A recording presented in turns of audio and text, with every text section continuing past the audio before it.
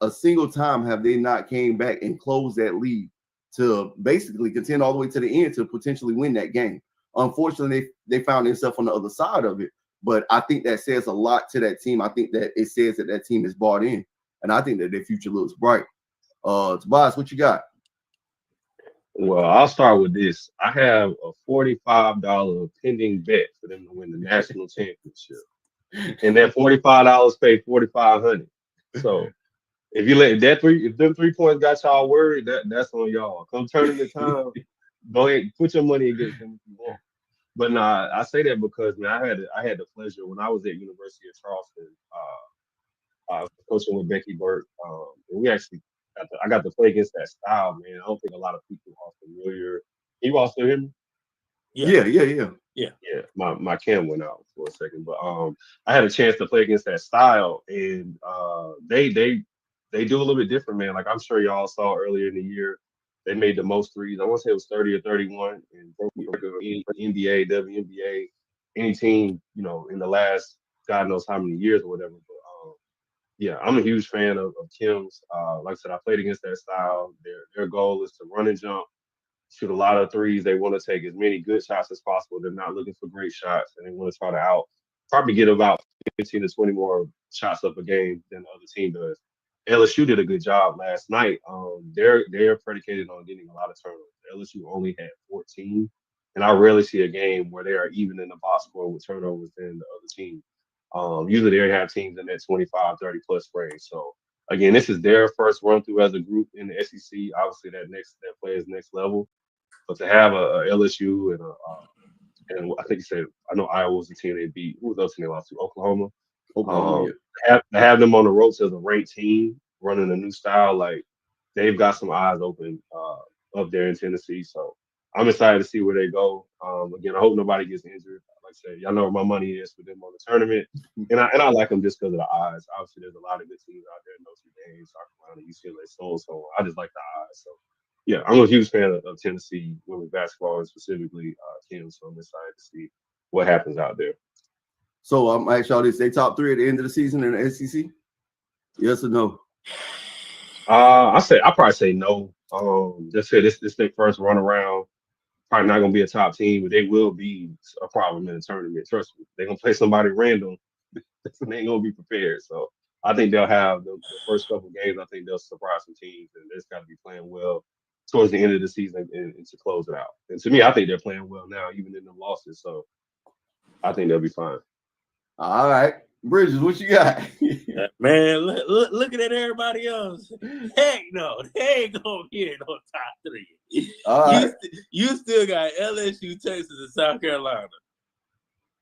Like, Hey. come on. I'm going against the grain. They top three. Whew, that's tough. They top three. That's tough. Now, being for real now. They top three. So we talking about LSU and South Carolina. I'll tell you this. Worst case scenario, they in that top five. You can't tell. Okay. Can you give me top four? Can you give me top four? Tell me who's gonna beat them. It's a little shaky. Tell me who's gonna beat them. Because Kentucky looking good right now. Kentucky looking good. They looking real good. But my concern with them, obviously, is coach their first year. And the depth and getting more and more players to be able to play in that system. Okay. You know what I mean? That really understands how he wants to play the game. Yeah. And so he brought over Georgia Award. Look, she is phenomenal. One of the best players in the country, no doubt about it. Yeah. But when I look at that league, obviously Texas is, when I think defense, I think habit. Texas is gonna bring it in that way every single game. They're gonna be somewhere in the top. LSU, Kim Mulkey gonna coach her team. That's the bottom line. She gonna coach her team beginning to end. Obviously, she got players on that team that I feel are still maturing in the game. But I think that they're gonna be right there in contention. Obviously, South Carolina losing Ashlyn Watkins, it's gonna look a little different. That's just the reality of it. And I'm curious to see what that looks like. I still think they're a very viable top four contending team. But that is gonna look different because she does a lot. Man, her athleticism, the way she can maneuver, man, she does a lot for that team. Let me get Tobias back in here, so bring him back into this conversation. I think Ashlyn Watkins is a pro, man. Hopefully she comes back, she gets healthy. You know, she can just really do a lot of damage. And one of the things I know me and Tobias talked about offline is I'm curious to see if she get that year back. She hadn't had the opportunity to obviously play a lot this year because, you know, obviously sitting there out at the beginning in November, coming back late December. I don't know if she reached the amount of games that are necessary, you know, NCAA wise, to be able to be counted that year. So I really hope she gets this year back and have another year, another opportunity to be able to develop on the Dawn. I think that would be exciting just to see her game continue to grow. T, what you got? What you got, man? You talking about as far as Ashley Watkins goes? Yeah. Well, we just kind of jumped on that SEC play, and we were talking about. I said if not top 3, I think Tennessee is definitely in the top 4 because I think you got Texas. Texas is going to be in there. They're going to come out and they're going to play defense. They're going to hold. I think they beat the brakes off somebody the other night. And it's mainly defensive minded. I think LSU, Kim Mulkey going to coach her team. That's just the bottom line. She going to coach her team. They're going to show up every day to compete. That's just the reality of it. So they're going to be somewhere in the top 4. South Carolina, look, we talked about them. They look a lot different without Ashlyn Watkins because of her versatility, her ability to get rebounds, her ability to run the floor, finish around the rim. Not to say that changes, you know, the entire makeup of South Carolina, but it's going to look different. And they're going to have to figure that out. And unfortunately, we're in conference play. So that's going to have to be figured out in conference play. But again, in Dawn we trust. As Bridget said, I think that they're going to go back to the lab. They're going to figure it out, and they're going to come right back out, you know, thriving right away without a shadow of a doubt. But outside of that, and we talked about Kentucky a little bit, like a lot of credit to Coach. Coach came into the league. He's doing his thing. He brought Georgia Avon, one of the best players in the country. But I just don't know that he have enough of what he needs to be successful in his system to be able to really compete in that conference when we're talking about over the span of the entire SEC play. And so I got to put him in there. I think Tennessee, I think that's a hard adjustment for those teams. I think that over the course, as Coach continue to figure out her teams, figure out what works, what rotations work best, I think that they're going to be in that top 4, top 5 conversation as we move throughout the course of the season. I could be wrong, but they are a lot of fun to watch. I'll tell you that. I guarantee they're going to sell tickets because they're junking it up all over the court. And it's just really fun to watch. So what I basically asked Bridges, man, do you think they top 4? Top 4. I'm looking at the ratings here now. LSU, Texas, Alabama, South Carolina. I think it's possible. They're not far removed. Because you're looking at like LSU might not win all their games. Texas might not win all their games. Alabama, you know what I'm saying? I don't see any dominant teams like I've had in the years past. Like nobody screams, I'm just gonna dominate my way through everything. You know what I'm saying? So right. We'll see. You know, but for me, I don't know the rankings. They matter obviously throughout the season. You know, hopefully nobody experiences injuries on any roster. But it's really all about that tournament seed. That's what I think matters. But come SEC, I think it's possible. It's not out of the realm. I think I'm on obviously chat GTP, so sometimes give me good information, sometimes give me bad. But right now they are ranked number 6. You know, obviously they haven't played a lot of conference games and stuff, so it's not out of the realm, especially looking at some of the teams at the bottom of the SEC. They probably won't win a lot of games, so just can't lose many games to the bottom teams. That's how you stay up there in that top 4. I got you, man. I'm in Tennessee right now. Maybe I'm a little biased, but I really love Coach Kim Stevens, man. That system and what she's doing. And I think she's another one, kind of what I said to Kentucky as well. As she continues, you know, obviously her time there and be able to get players to be able to compete in her system in the way and the style that she likes to play, that's going to be scary. That's a very scary future. But she has great pieces there now in Jewel Spears, Talaysia Cooper, man. I think they're going to be fun to watch, and I'm excited to watch them over the course of the season. But as we have some HBCU alums on here, we got to talk about this, y'all, and what happened.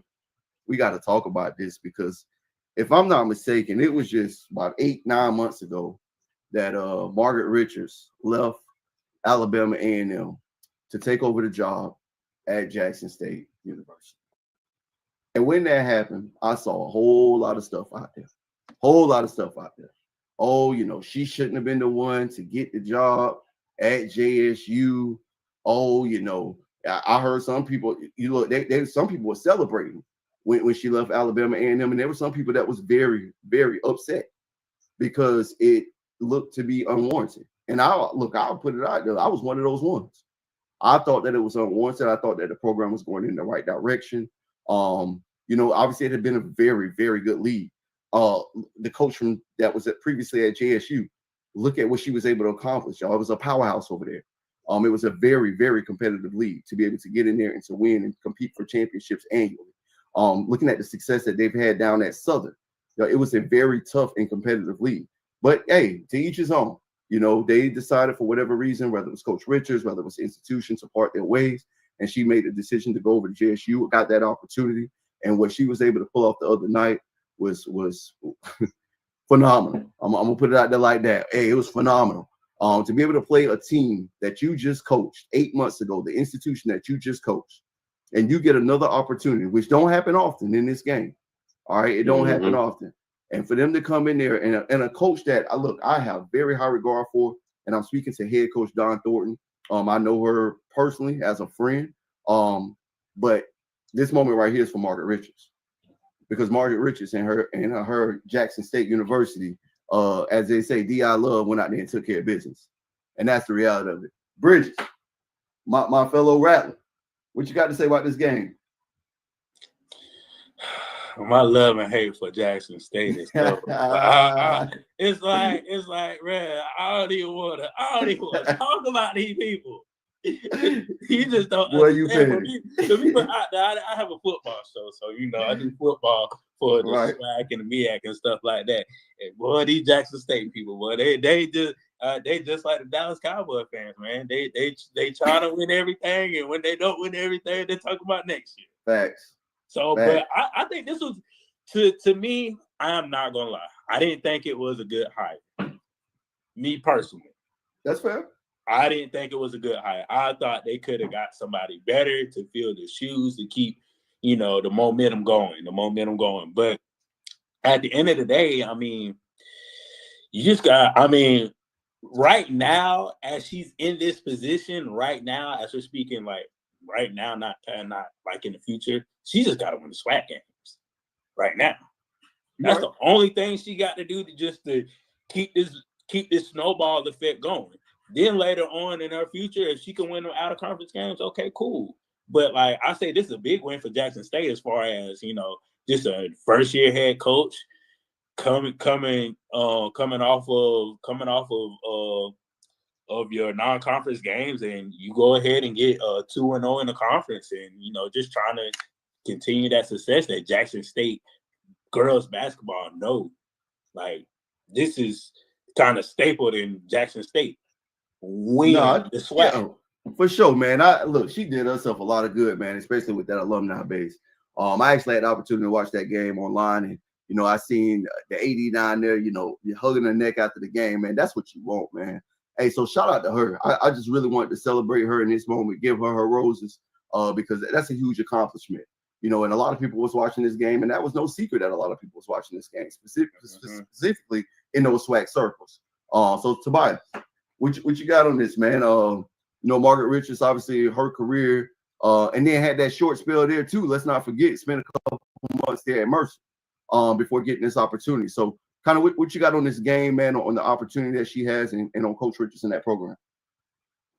Yeah, I was, me and you get to talking offline, man. We'll kind of go through some carousel stuff, look at records, see what really happened, take a little deeper of a dive. So I'm doing that real quick. And what I noticed, the first thing I noticed that stood out to me about her is in 23-24 at Alabama A&M, she went 10-8 in conference. Year prior to that, she was, conference records look good. She was 12-6. And the year prior to that, I'm talking 3 years back, she was 13-5. So I think her conference record was pretty good. And if I'm an AD and I'm like, man, this, obviously Jackson State was just a powerhouse, she probably would have finished top 2, top 3 a couple times within that conference the last couple of years if it wasn't for running up against the powerhouse. So again, I don't remember my thoughts on the hire at the time, but looking back at it now, I think it looks pretty good. Healthy conference record. Don't know the budgets at the different institutions, which one's bigger, which one's better. But it was a safe hire for the AD. Somebody that's done it in the conference, somebody that's done solid and well at different times throughout her career. So hope she can continue to keep the streak alive. And I'm sure it was a bittersweet moment for her. She'll probably never vocalize that, just being a professional that she is, but was good, probably a good feeling to get that win and hopefully continue the momentum and keep it going. Yo, man, I was shocked when they made the hire. I'll put out there like that. I was shocked.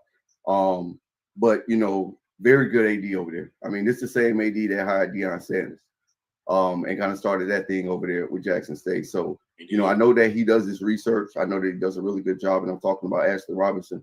Want to give him his roses as well. But he made this hire, and she came out there. I know one of the people that a lot of the alumni base wanted was Don Thornton. And my understanding is that Don Thornton's actually alumni of Jackson State University. So a lot of people desire her to be there. And look, I think that there was no wrong. You got two coaches that have been successful in the HBCU space.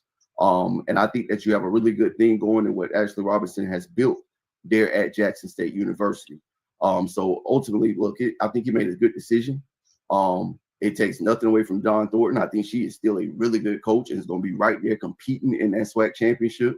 Don't look, all this did was piss them off. I'm just keeping it real. This did was piss them off. Is it a thing where maybe Don Thornton didn't want to go there? And I don't say that because it's very tough to follow up a heroic act that was done there prior to her stint. I mean, they were beating Power 5 teams. I mean, they were doing some things that were unheard of in the HBCU level for women's basketball in the last decade.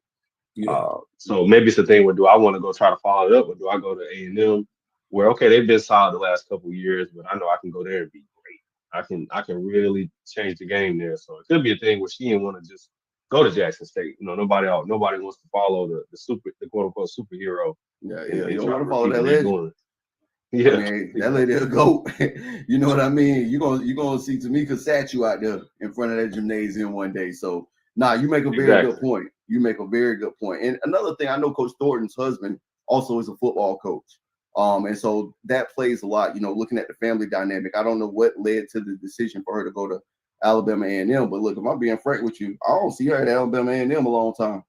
And I ain't trying to piss off the fans on the hill, but I'm just keeping it a buck with you. Don Thornton came to Alabama A&M to win. Yeah. And she's going to win, and she's going to be up for other opportunities. And as you kind of put it out there, Tobias, we do have those carousel talks, and we will have them, as we move this show going forward, because there's some names out there. I call them one of them ones. We're going to have this show called One of Them Ones. And it's a couple of them out there. Coach Burton at North Texas, he one of them ones. When opportunities come up to get to the next level, like we got to talk about these coaches, man, because these coaches out here doing great things. You look at my girl, Erica Lane Montgomery. A lot of people question that hire. Look, I was one of them, and she my girl. Okay, but she turned that thing around out there at Longwood, and they are competing. I think they might be first or tied for first in the Big South right now. Played at the University of Florida, got that Power 5 experience as an assistant coach. All right, these are the ones we talking about that are one of them ones. The Larry Vickers of the world. He might be the top 101 at Norfolk State. When you go out and you compete in the SEC and you knocking off teams, consistently, that's become a thing. You one of them ones. And so we definitely gonna have that carousel talk moving forward. We might even dive into that a little bit Monday night. Because I'm excited to get into that talk, man. Look, I want to put it out there, man. I don't want it to get till late February to March. AD's out here ultimately making those decisions, and these coaches ain't getting their roses. Man, they trying to talk about it. These coaches working. They working. They building coaches. One of the things I heard in media this week is, when you see a lot of changes that happens within an organization, it's something going on there. And a lot of these programs, when we talk about one of them ones, their culture, their program has been consistent. When you look at the Terrell Robinsons at North Carolina A&T, when you look at the Larry Vickers, when you look at those programs, look, I'll even take it all the way up to Kim Mulkey, who just won a national championship in the last 3 years. She's retaining them players. Say what you want, but she's retaining them players. Look at Dawn Staley.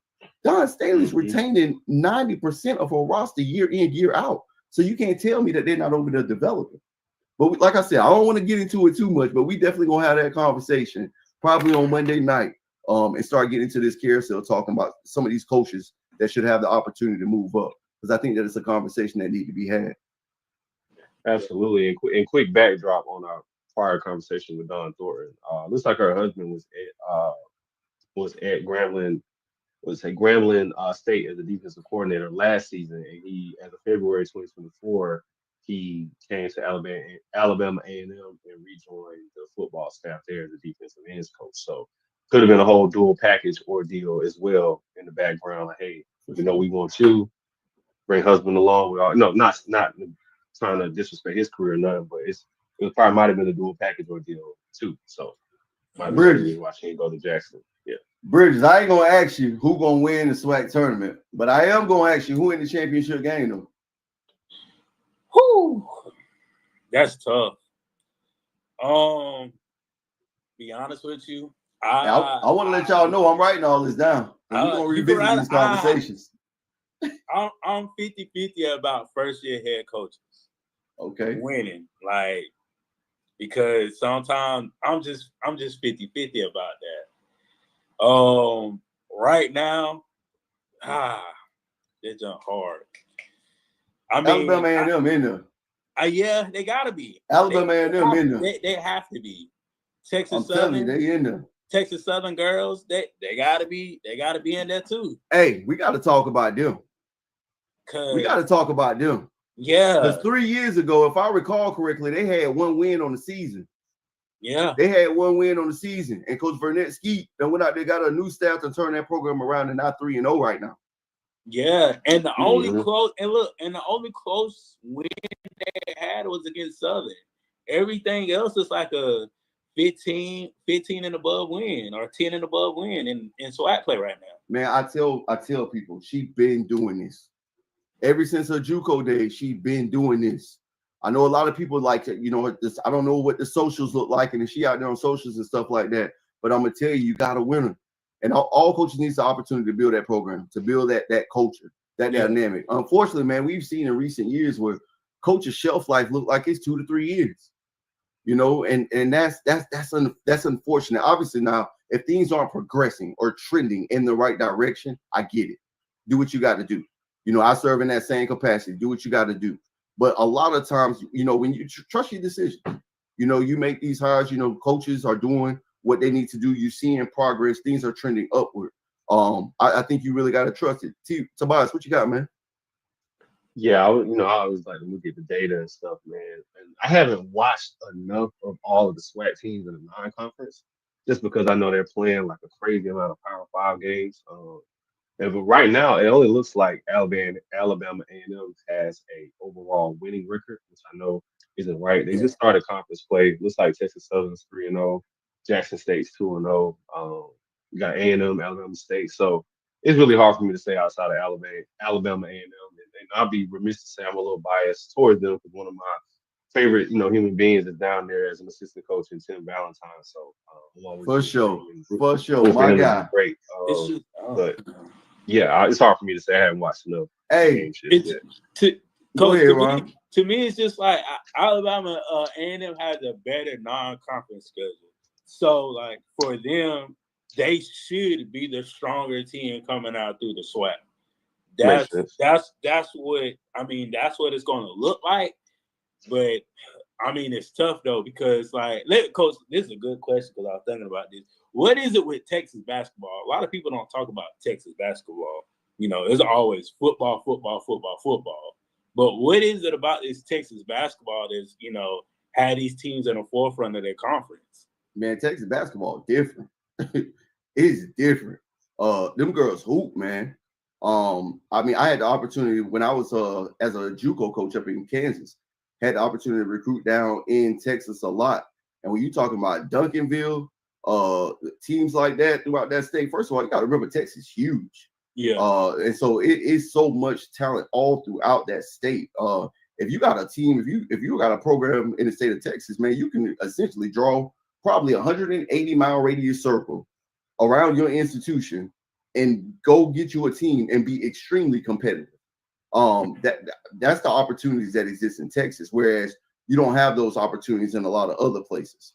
I think Texas is a hotbed, which is why so many of the bigger national tournaments on the AAU level is happening right down there in Frisco, Texas. When you look at a lot of the JUCO things that are happening, some of the larger events, it's right down there in Frisco, Texas. Texas basketball is different, man. They hoop. They hoop. Hey, I'm gonna throw a curveball at y'all. And when we talking about, we kind of delve into that coaching carousel a little bit, and we delved into Texas, and it kind of brought a name to mind. To some, could be a controversial name, and I'm gonna give you some time to dig into it. But I'm gonna put that name out there, and that's Karen Lane, former head coach at the University of Texas. All right, so let me cook a little bit while y'all boys dig into that. So Karen Lane went down to the UTSA, and is flat out killing it. All right. I know that obviously she was let go at the University of Texas a few years back and was afforded this opportunity. But look, I'm outside looking in. I don't hold that against coaches. I'm looking at what you're doing right now. And what she's doing, she's created a culture in that program, and they are out there competing. And really, Tobias, one of the questions I'm going to have for you is, will she have the opportunity to make that bounce back into Power 4 basketball? Should she go out there and compete and win? I think they're an American. Win an American League Conference. I think that, look, and I don't look, your past is your past. What happened is what happened. Maybe Texas was not a great fit for her. I can't really speak to that. But I do know that she went back down, and she is competing at a very high level. Her team is competing at a high level down there at UTSA. What y'all got on that, man? Yeah, I would say, just speaking of like Texas, man, everything's resources were there, money was there, high expectations were there. Facts. And it could have been a time and ordeal where they saw a chance to go get Vic Schaefer, like, hey, contract's ending. Maybe he called them, reached out, had his people reach out, whatever, and they preferred that option over them, and they got the money to make the switch. They made the switch. But I look at that time, I want to say at the same time, Shaka Smart was down there in Texas with her. Didn't pan out for whatever reason. Phenomenal coach. Now he's at Marquette and leading them deep into Final Four runs. I mean, Sweet 16 runs and things of that nature. He's back thriving and doing well. So we'd love to see her back in the limelight.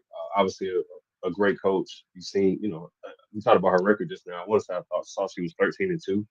So yeah, she'll get another shot at the limelight. It may not be at the level of Texas of that nature because the game has changed since she left. There's a lot more money involved. Recruiting is a lot different than it was, 3-4 years ago. So but I think she'll have a chance to get back up there into that Power 4 level.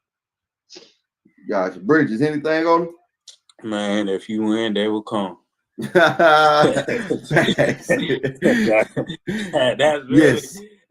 the only thing I can say, man. Yeah, hey, winning's gonna bring the suitors. That's right. Yeah, if you win, they will come. I think that's all she got to do. Just it's like I feel like once you reach that pinnacle at the top of coaching and you get bumped down, I think you got too comfortable. I think that's what it probably is. I got to change my coaching style up. This is a new generation. This is a generation where all these kids just, I just want this and I just want that. And they're supposed to fall in my lap. And, so most of these kids really don't know about the grind and the struggle. So you really have to get your mind focused on, okay, what made these kids tick and what can I change to be a better coach for these kids? Because, it's a new generation. But at the end of the day, if you can get who you get in that program and you can win, you can go back to the highs of Power 4. Okay. So, I know I'm getting off track, but Tobias, you brought a name up, and I got to talk about it. You brought up a name, and you brought up Carousel, and I got to talk about it because we deal into that sweat. Tim Valentine. Yeah, ladies and gentlemen, we got to talk about it. So as I look across the sweat and I look across the landscape, I got to keep it above. It don't all look great. It don't all look great. But at Alabama A&M, they look like they got a pretty good team. And I know a pretty good coach that has served at numerous institutions that's currently at Alabama A&M, if I'm not mistaken, serving as the associate head coach currently, that could be a great fit for any HBCU in the country. And that name is Tim Valentine. And I really hope that he gets the opportunity. I know that assistants truly don't get their roses. They're not talked about often enough. And I know I have witnessed firsthand the work that he does. I've had the opportunity to learn and grow as a coach from this man. And I think that he will be a great fit at any institution, specifically in the HBCU realm. have won multiple championships up at Hampton. I'm talking about multiple championships serving under the legendary Coach Six. Had the opportunity to go to UIC, had the opportunity to go up to the East Coast. I think competing in the A10 or one of those conferences. He is current, and Don, I love you, Don Thornton, I love you. But I love Tim Valentine too, and Tim Valentine is ready for the opportunity should the opportunity come about. And I just want to put him out there.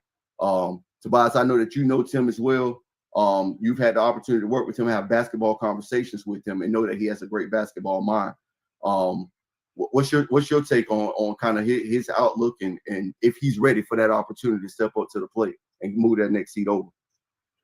Yeah. It's really like you said, if you win, they come. And he's been doing this for a long time, 20 years of experience. I'm looking at his bio now. A lot of this want to make sure I was getting the right information out there.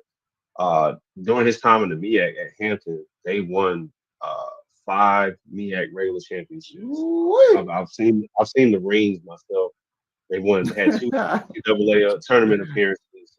May even have a loss or 2 in the championship game of the MEAC, which is known as one bid leagues. But yeah, I mean he's been studying this craft for a long time. It's really just a matter of somebody giving him an opportunity, and you see, go program to program. Now he's here at Alabama A&M.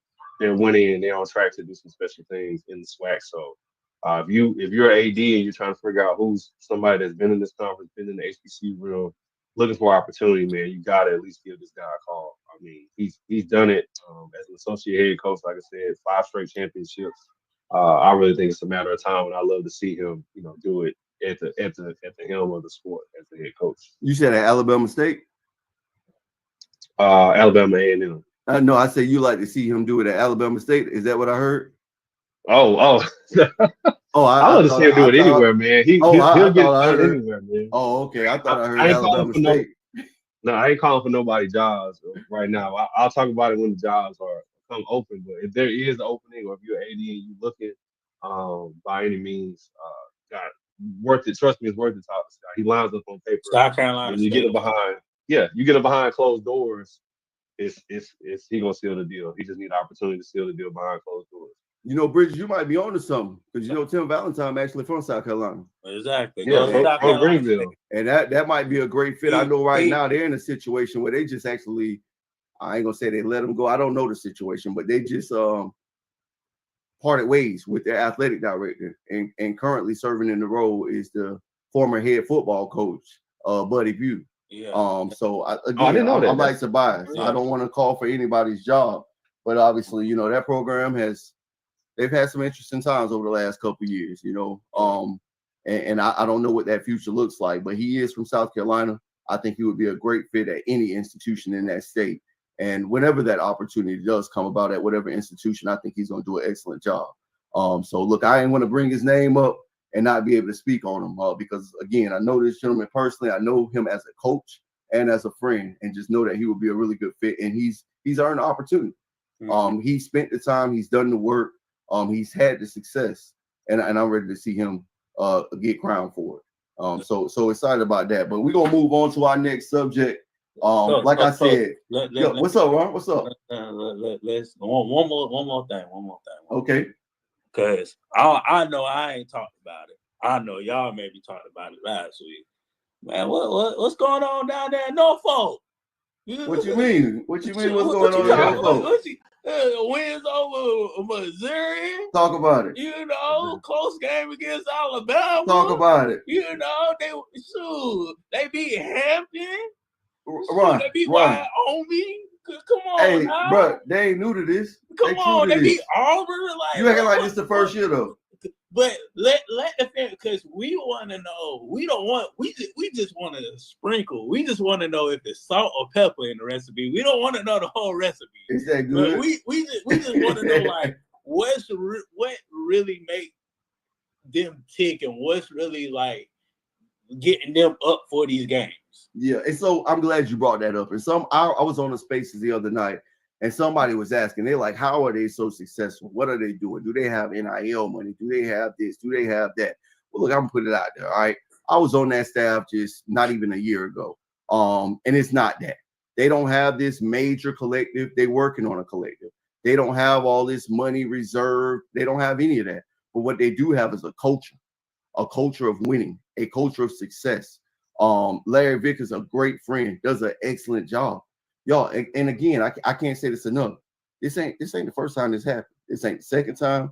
This ain't the third time. In fact, this is the fourth time consecutively that we've seen this Norfolk team go out and compete like this. And so that's why it blows my mind when he's not in the conversations when we talk about coaches getting an opportunity to move up to the next level. Like, this should be number one on the list with the ill regard to what the level is. I don't care if you're talking power 4. I don't care if you're talking power 6. I don't care what the conversation is. If you watch the games, if you watch the teams, if you watch the culture, if you watch the roster, how he's able to maintain his players year in, year out, how they get better statistically and academically. The proof is in the pudding, people. What are we talking about? You know, y'all, it's the culture. It's the coaching.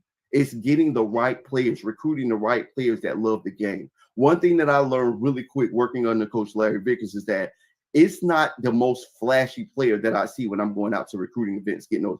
It's players that are going to fit into the system. One thing about Larry Vickers is he likes to coach players that has an extremely high basketball IQ. I don't care if you're the most athletic player in the world or not. He wants players that are going to ultimately make great decisions, that understands all the different actions on the basketball court. They play a very much like European style. They're going to space the floor out. He's going to give his players the opportunity and the freedom to be able to shoot the three, come off the ball screen. They're slicing. It's a lot of action, a lot of misdirection on both sides of the floor. And that's why they're successful. They work at it day in, day out. And they're going to continue to be good. I'm super, man. I hope that this weather does not take away this matchup that we get tomorrow with Norfolk State and Coppin State. Because I'm ready to see that, man. Coppin State got some guards. Coach Jermaine, look, to him too, man. I got to give him credit. I think Coach Jermaine is in year 2, year 3. And what he's doing with that Coppin State program is great. I'm loving what he's doing, man. And I hope that we get that matchup tomorrow because that's going to be a good one, man. Guard on guard, obviously. And then post on post. Coppin State got a big too. I mean, look, y'all know I rock with my girl, Mimi Willer. Ain't no question about it. Top 75 in the country. And I'll stand on that. And should be in New York for the draft, as far as I'm concerned. But Coppin State does do an excellent job as well. And I want to see that game tomorrow. But just speaking of Norfolk State, like I said, it's not a whole lot of, it's not this collective. It's not that they paying players. It's none of that. I'm telling you, it's the culture that they built there and that those players want to play for him. You got to understand too, and this is the thing. Larry Vickers is from Norfolk, Virginia. Larry Vickers was raised in Norfolk, Virginia. Larry Vickers attended Norfolk State University. Okay, so his love for the area, his love for the institution is not like most programs where we're kind of going across the country wherever the opportunities present itself. Okay, he's home. Mom and pops at every game, family at every game. It's just different. It's just different. And they should coin that phrase because it really is. It's just different there. And so that's what's going on, Bridges. That's what's going on in Air Force State. They just cooking. Okay. Ain't much changing. It's like boiling water, baby, and they cooking. Okay. Just had to ask for the people out there, man. Yes, sir. Yes, sir. Yeah. Hey, if you get an opportunity, like go up there, man. Go up there, check out a game. You know, for anybody that watch the show, whether live, watch the show on replay, go up there, check out a game. Get online tomorrow. Check out that game against Coppin State. I know a lot of times we talk about the sweat, but check out that MEAC. Because look, Howard ain't no sleeper either. Yeah. And they've been out here doing it too. And it's when we talk about one of them ones, it's an associate head coach on that staff as well that needs to be talked about in Brian Davis. That's been out here that won a lot of those championships as well at Hampton, that is rightfully deserving of his opportunity at year 15, 16 in his career. So we're gonna talk about these guys that deserve these opportunities, man, for sure, moving forward. But anything else on this subject before we move forward? I just had speak to you about that one right now. I got you. That's what it is. That's what it is. So like I said, I'm writing everything down over here because I'm looking here. When it come to April, I'm gonna give y'all boys a call, and we're gonna talk about this. Let me ask you this. On the Malaysia topic, you know, like obviously I don't follow football, but I follow like portals and stuff. I see the Georgia quarterback just went in the portal, right? Carson Beck. No, I didn't see that. Yeah. So he's in the portal, right? And apparently there's some school that offer him some crazy, insane amount of money. Okay. Obviously, he leads in Georgia as starting quarterback. Like somebody threw a bag at him. If you Okay. are Malaysia's agent, people, confidant, whatever, do you say, hey, let's throw your name in there just to see what come back? Or are you on the other side of the rim, like, oh, we're gonna remain loyal, we're gonna do what we want to do, we're gonna stay here and do this here, or do you test the waters and play it like a free agency? Is that what college athletics has come? Or are you staying loyal to the institution, knowing there might be something crazy amount of money sitting there for you? I'm not going to even take it as far as saying I'm going to stay loyal to the institution, because we've had this conversation about this, but I am staying loyal to Don Staley. So as you mentioned it, Malaysia was a pro coming out of high school. Malaysia is going to be an Olympian. She's going to be in the NBA for multiple seasons. She's going to have the opportunity to go compete in some of the leagues, the undisputed. She's going to have the opportunity to go compete overseas in the off season. She's going to have the opportunity to get that monetary value, if you will. I think that it's best that she stays where she is under that leadership, if that should stay. Now, again, later on, we're going to have that conversation about Don, because I also don't believe that Don Staley's future at South Carolina is beyond 3 years. I just don't. And I know a lot of people not going to like that, the South Carolina fans. But the reality I'll give you my wild theory. I think Don Staley's future is in the WNBA. I think that's where her future is. So as an agent, you are telling her don't test the water. Is that what you're saying? Exactly, because that's exactly what you're saying. We're testing waters. You testing waters. Don't your route right now is shored up. All right, don't see what's going on. I respect it. I ain't mad at it. What about you? Because, I mean, because you trust, man, you playing with loyalty at that point too. Yeah, it's a tricky subject, because I know good coaches be like, okay, you always got a home here. I'm gonna hold your spot until you figure out what you're gonna do. But I mean, at the end of the day, like, I feel like this: don't shy away from what you already given, unless you just did all necessary things to go to zero. Like, okay, I did A, B, and C and D, and A, B, and C and D didn't work, and I even tried to do E, and I'm just done with it. I think if you use all your resources and resources dried up, then go out there and figure out what you're gonna do. But clearly, the resources ain't dried up. Don's still there. Yeah, it's like everything is there for you to succeed, regardless if it's on the court or off the court. And Tobias, I'll say this too. I would like to believe that South Carolina women's basketball is at a level that they can compete with most teams around the country, specifically women's basketball. Then she just said probably like a year ago, they get paid more than the football players do. The quarterback just got $1 million. And he was the quarterback of South Carolina State. We talking about the SEC football. They generate all this money. And we talking about Gamecocks fans that religiously say it's God and football. The girls are making more NIL money than everybody of an athlete that's on that campus. Now, the freshman quarterback is getting paid $1 million. So you have to think about it that way. It's like, okay, I'm eating. The city loves us, and I know Columbia. So these girls can go anywhere, eat for free. I mean, it's to me, it's a win-win situation. Yeah. And to Don Staley going to the NBA, will she get paid that money? That's another thing, Coach. Is she going to the W? But will she get paid that money though? Will she? Yeah. They're investing right now. They're gonna invest. There's more teams coming. Yeah. That's a lot of bad for it. Okay. It's just a matter of who. It used to be a team in Houston. You know, they had back-to-back championships that they need to. Look, check this out. Not in Florida, but go ahead. Not only does Dawn gonna go to WNBA, but she is literally like besties with the 2-time, 3-time, 4-time, whatever MVP. she's one of the one people in the world that could possibly maybe draw her away from Las Vegas, depending on the location, the timing, and things of that nature. So that's another reason she had, and not only is she connected to Asia, she's connected to all these young ladies. I'm sure she serves as a mentor behind the scenes to a lot of young ladies. But back to my original question, just a question, man, because at this time in the sport, like I said, there's no governing body. There are contracts in place, but it's a weird conundrum. Like you think about the pros, you sign 2 and 3 year contracts. Right now, these college girls can get out of those contracts and ask for more money, and you don't have this leverage, but so much in life. So I was just curious. I see it with Carson Beck. He was the top guy, top person for football. It's not. It probably won't be Malaysia, like you said. There's some loyalty, there's some ties there, there's a pedigree, there's a tutelage kind of going on. But there will be a top women's basketball prospect that tests that portal, even though they're completely happy, and they will get probably 2, 3, 4x what they're making. You only got a certain amount of time in life when you're making this kind of money. Bridges, it's Carson. I'm sorry. Go ahead.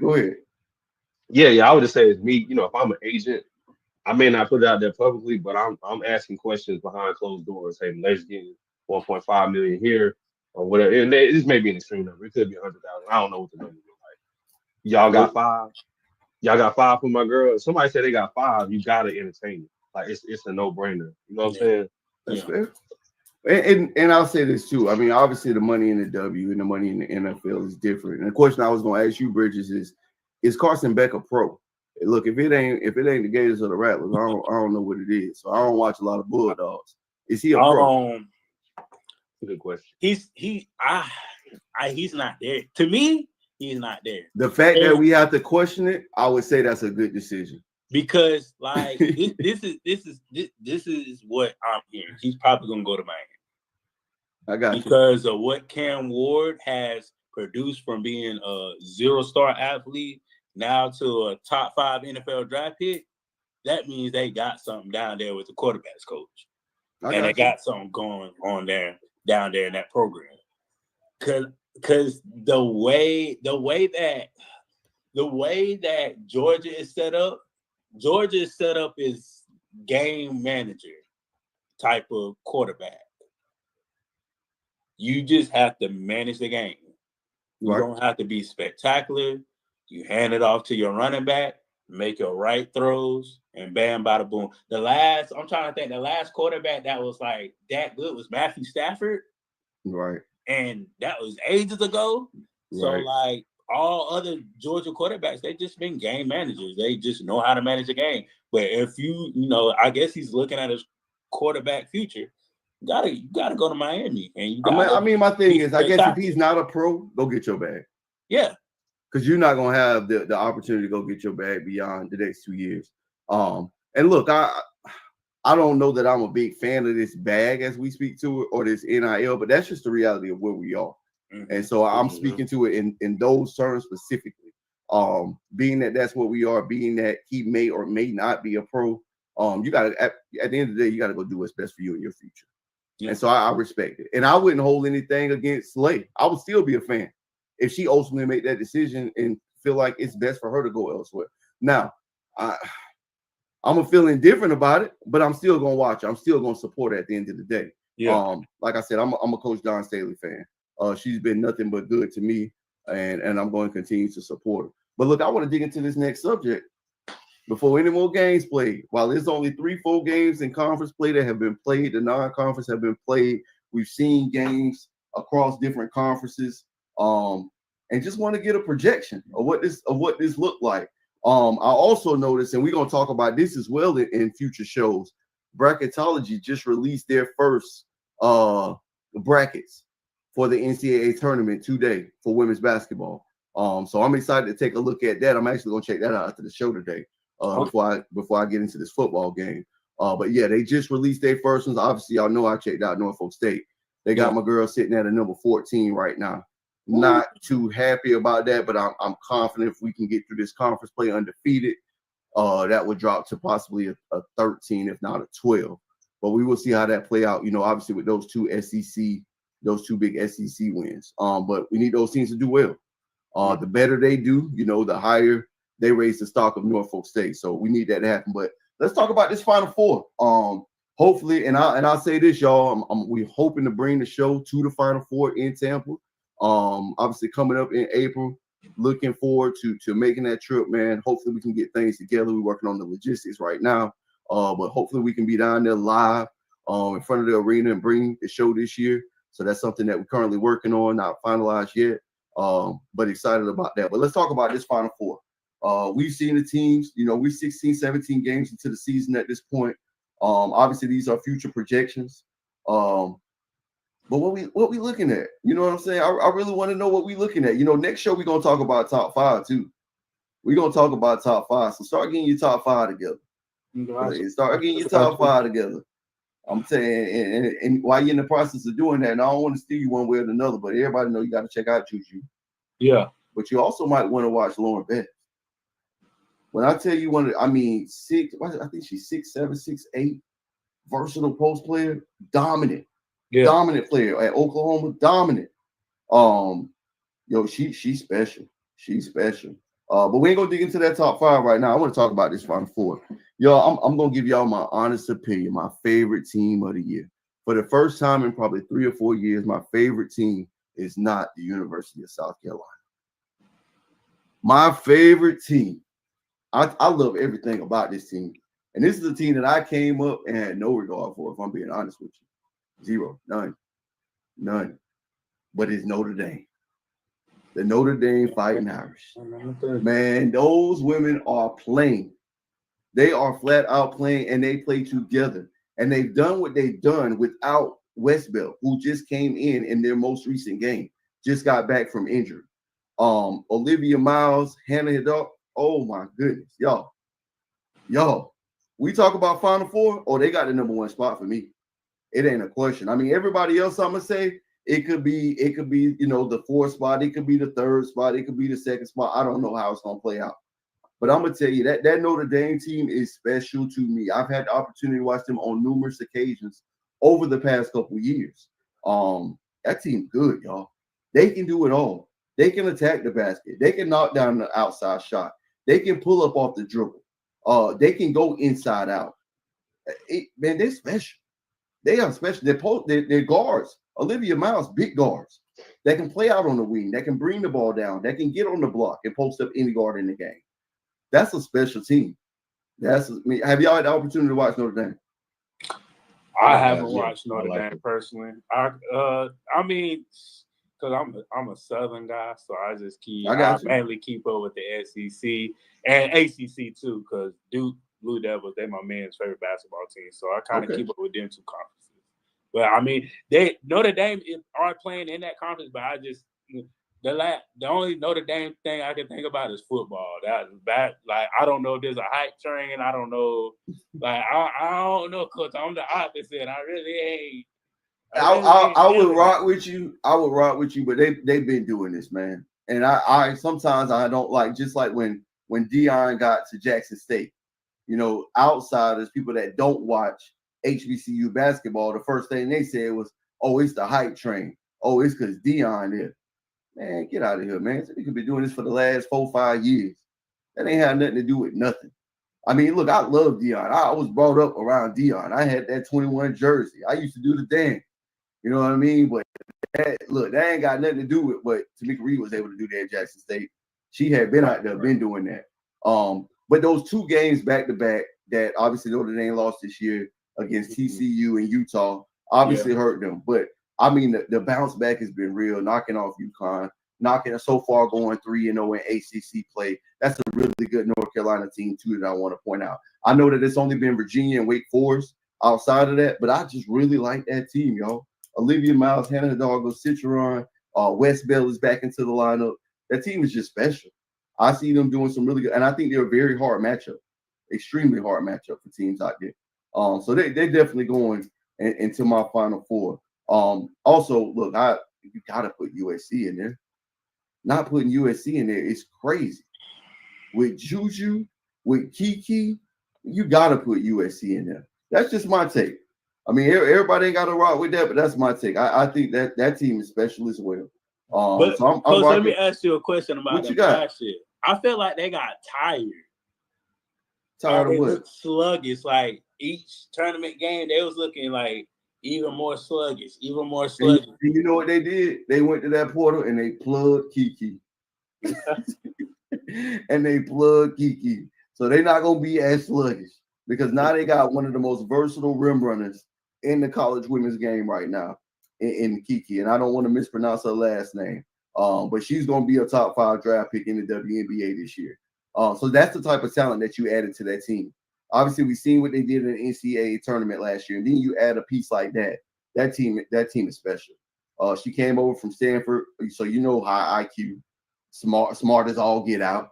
Like you ain't going to Stanford being anything subpar. All right. So academically she all there, and then had the opportunity to obviously go to USC.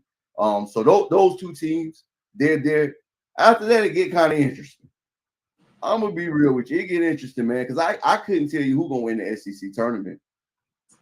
I really couldn't tell you who's going to win the SEC tournament. I think that a team from the SEC will be in that Final Four. And I'm gonna ask y'all taking. You ain't got to agree with me on your teams in your Final Four lineup, but I think that a team that will prevail from the SEC will be Texas. As they always say, and I know Tobias, you ain't gonna agree with this, but hey, defense wins championships. I am offensive-minded coach. I am very offensive-minded coach. But that defense, that Vic Schaefer's plays that he has been playing for years, even dating back to when he was at Mississippi State, it is heavy. It's heavy. And I don't know that teams will have enough shot makers to be able to consistently put the ball in the hole against a defense like that, because they're constantly scrambling.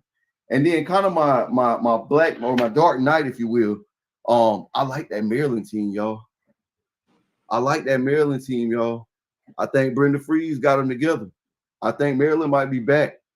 And I think that they time to get back into the Final Four might be here. I really like that Maryland team. I see them winning conference championships and making their way.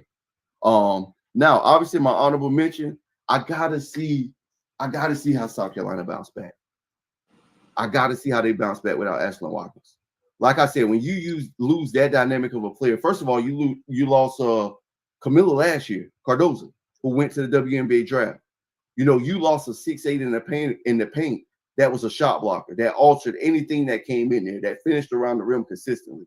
And then you kind of feel that with Ashlyn Watkins, who brought you more athleticism, could knock down the 15-footer consistently. And now you've lost that. So I got to see. Now, don't get me wrong. Joyce Edwards, that deal. And she's going to be just fine as she continues to develop. But she is a freshman. Okay, she is a freshman, and having Ashlyn Watkins in that lineup really allowed her some additional time to develop. But now she's just gonna have added minutes. But I think she's played enough basketball to this point that they rightfully deserve to be in that top 5, if you will, as we're talking about Final Four. Look, I'm gonna get your take. I'm gonna get y'all take. Tobias, what's up, man? Who going to the Final Four? Well, my quote unquote sleeper team is Tennessee. That's where the money is right now. The money will get shifted around a little bit. Come close to madness. I got Tennessee in there. I like USC. They got two studs. I wanna reserve probably a third spot for a random team. When I say random, I think this is finally the year where we get a mid-major team to make a deep run. I like it. I want to reserve my third spot for a random team. I think that'll be very exciting for the game. And then really, honestly, the fourth spot. I like Notre Dame. I like South Carolina. I like Texas. Like LSU. LSU been winning. They got just some hoopers down there. And like you said, man, I know we won different specials. I don't think defense wins championships. I've had this discussion with multiple coaches. Not only do I not think it, I know it. There's data out there. If anybody, casual fans that want to just look up some cool stuff, type in the 4 factors or 4 factors basketball on Google, and you'll see what I'm talking about. And the 4 factors basically decide which stats within a game or a season win games, and those stats are true shooting percentage, turnovers, holding, make sure you don't turn the ball over, rebounding, and free throws. Look, man, I ain't saying you don't need shot makers. That's so crazy. Like, that's what the analytics say. My logic of the game is totally opposite. Right, and I respect it. Like, for me, it's the flow of the game. Like, for me, it's like, forget all that statistical stuff. Hey, get your 6'6" 6'8" ass out there and rebound this ball. Like, right. that has me. If you got an elbow one good time and get a foul, that's what you got to do. Get out there and rebound that ball.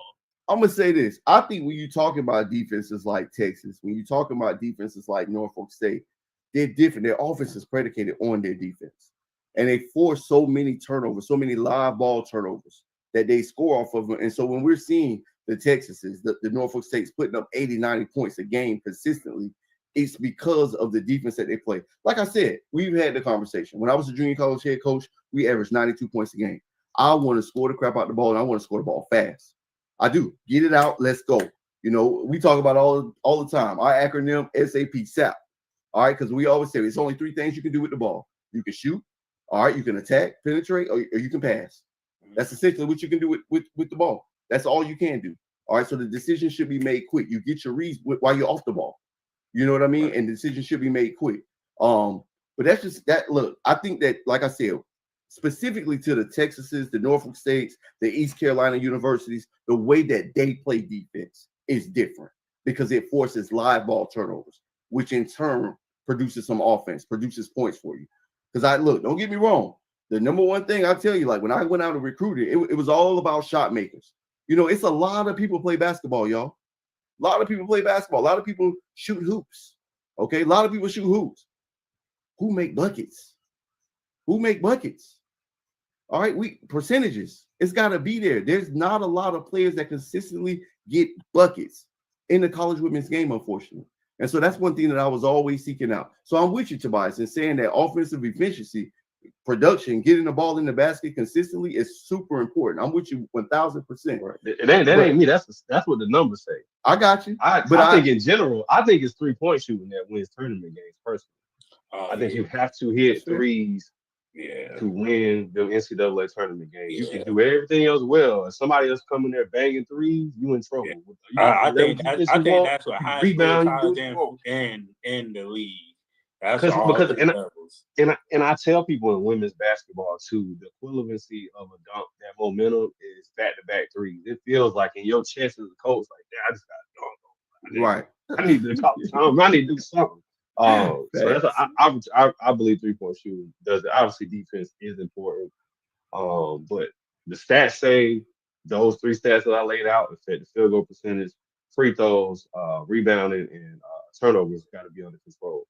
So you control those, they say you win the game. But again, just kind of depends. But both areas are needed. But I'm an offensive person anyway, so that's just me. I got you. So if I heard you right, you said Tennessee, USC. You said a mid-major gonna break through this year into the Final Four. Don't know who. Don't know who. I think that's gonna happen this year. And Could it be Creighton? Who? Creighton.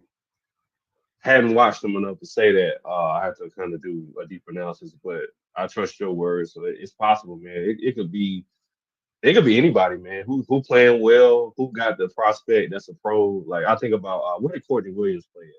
Where she play college ball at? South Florida. South Florida, like somebody that got a Courtney Williams sitting on the roster that just ain't been discovered yet. You know what I'm saying?